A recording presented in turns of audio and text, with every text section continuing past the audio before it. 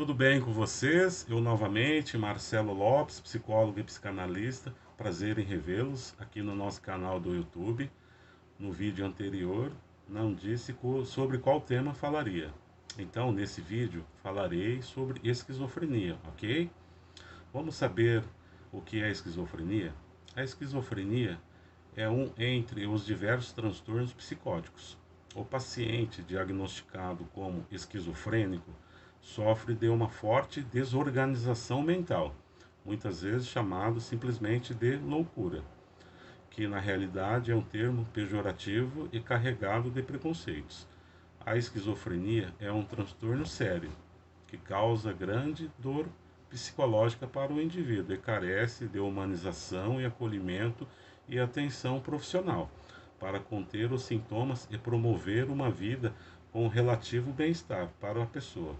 Os transtornos esquizofrênicos são caracterizados por distorções fundamentais das características do pensamento, da percepção e por afetos inapropriados ou embotados. Em geral, os pacientes mantêm alguma clareza de consciência e capacidade intelectual, mas apresentam déficits cognitivos que podem evoluir em diferentes graus com o tempo. Cerca de 1% da população mundial é acometida pela esquizofrenia. Aqui no Brasil, cerca de 2 milhões de pessoas são acometidas por ela. A esquizofrenia geralmente inicia antes dos 25 anos e é raro o aparecimento do transtorno antes dos 10 anos ou após os 50 anos de idade.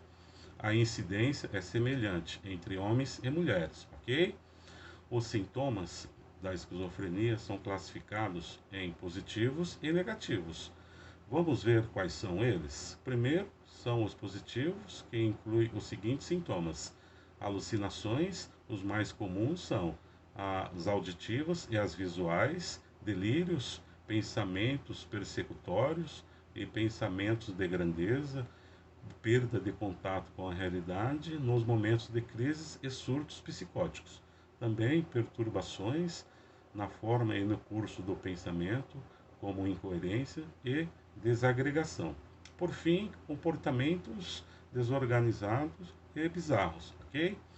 O segundo são os negativos, que inclui falta de repertório do pensamento, da fala, e embotamento ou rigidez afetiva, também prejuízo do pragmatismo e incapacidade de sentir emoções e prazer, isolamento social também. E, por fim, diminuição de iniciativa e da vontade, ok? Bom, vamos falar rapidamente os tipos de esquizofrenia. Nosso objetivo é relatar o básico, o que é esse transtorno. Acredito ser melhor focar na saúde mental do que na doença. Por isso, meu objetivo e ideia em vídeos futuros é falar sobre saúde mental, equilíbrio emocional, qualidade de vida e também da psicologia positiva frente a esses transtornos, os quais tenho falado desde o início dos nossos vídeos, ok? Então vamos a alguns tipos de esquizofrenia. São eles: o primeiro, esquizofrenia paranoide. Nesse, o paciente apresenta ideias delirantes com frequência, de caráter persecutório, na maioria das vezes acompanhadas de alucinações auditivas e de perturbações das percepções. Já o segundo, esquizofrenia hebefrênica, esse a pessoa apresenta ideias delirantes e as alucinações são fugazes e fragmentárias.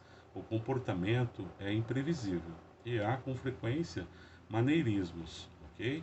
Já o terceiro, que é a esquizofrenia catatônica, essa é caracterizada pela presença do catatonismo, em que a pessoa não reage de forma correta ao ambiente, havendo movimentos lentos ou paralisia do corpo, em que se pode permanecer na mesma posição por horas.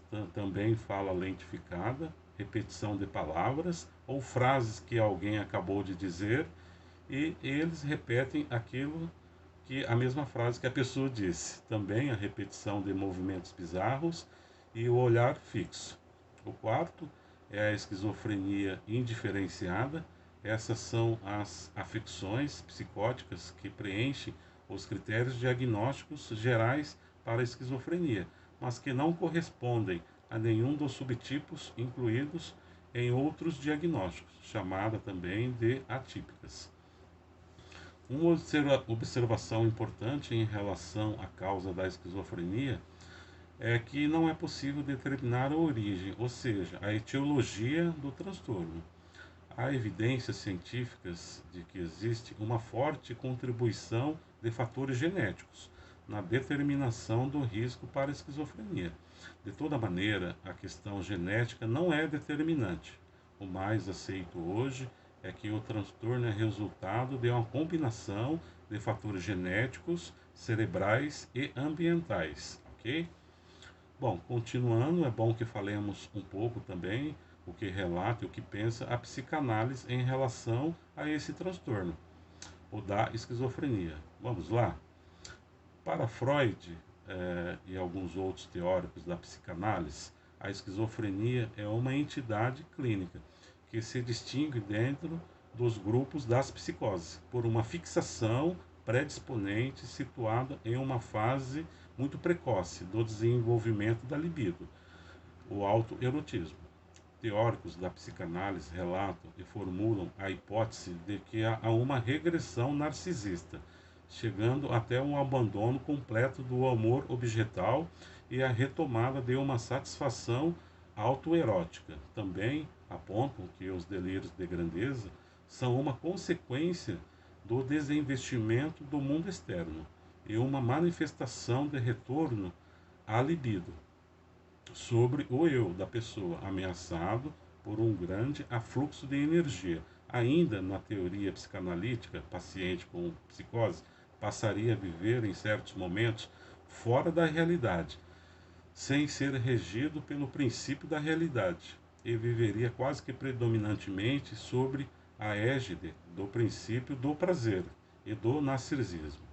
Referente à teoria psicanalítica, ocorre a fragmentação do eu e a cisão do eu, ou seja, as partes do eu no ego da pessoa são rompidas, há uma dissociação ou rupturas. Para a compreensão da esquizofrenia no contexto da psicanálise, de acordo com Freud, o pai da psicanálise, essa é a ação de pulsão de morte, que determina o extremo distanciamento ou a ruptura de contato da pessoa consigo próprio, ok? Já em relação ao diagnóstico, esse deve ser feito com base na história psiquiátrica da pessoa, pela observação dos familiares e no exame do estado mental do paciente. As perturbações características da esquizofrenia duram pelo menos 6 meses e incluem sintomas da fase ativa e da fase negativa. O diagnóstico sempre é mais eficaz quando realizado em conjunto, ou seja, com médico psiquiatra e psicólogo especializado em neuropsicologia, ok? Vamos falar um pouco do tratamento, ok? O tratamento da esquizofrenia consiste com o uso de medicamento antipsicótico, ou também a associação com outros medicamentos, e também, obviamente, a psicoterapia. Esse processo envolve a reversão dos sintomas positivos do transtorno. Em casos mais graves, pode ser necessária a internação. E mais, o tratamento pode ser necessário por toda a vida e geralmente envolve uma combinação de psicoterapia, já falado aqui, e também serviços de cuidados especializados, também reabilitação neuropsicológica, grupo de apoio, psicoeducação embasada na teoria cognitivo-comportamental, e também é importantíssimo a terapia familiar para promover o entendimento e a harmonia entre todos os membros da família. Bom, para terminar, sempre digo em todos os meus vídeos da humanização em qualquer tipo de tratamento. Isso é essencial e primordial. Pois, qual seria o sentido das relações humanas se não procurássemos compreender os outros? Uma frase aqui para nossa reflexão. Bom, encerrando mais um vídeo, obrigado mais uma vez pela companhia de vocês. Peço também que deixem o like de vocês inscrevam-se no nosso canal, aperte também o sininho para receber novas notificações de vídeos futuros e também visite nosso site celolopes.com.br. Um forte abraço e até o próximo vídeo. Obrigado a todos.